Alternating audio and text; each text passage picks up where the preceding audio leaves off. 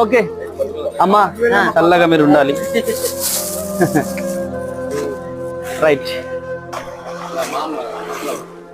అమ్మా. ఓకే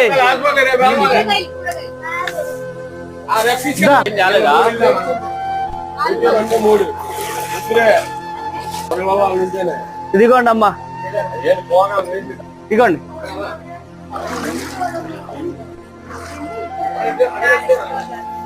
రయ్యము, నూనె, సరుకులు. థ్యాంక్ యూ అమ్మా, గాడ్ బ్లెస్ యూ.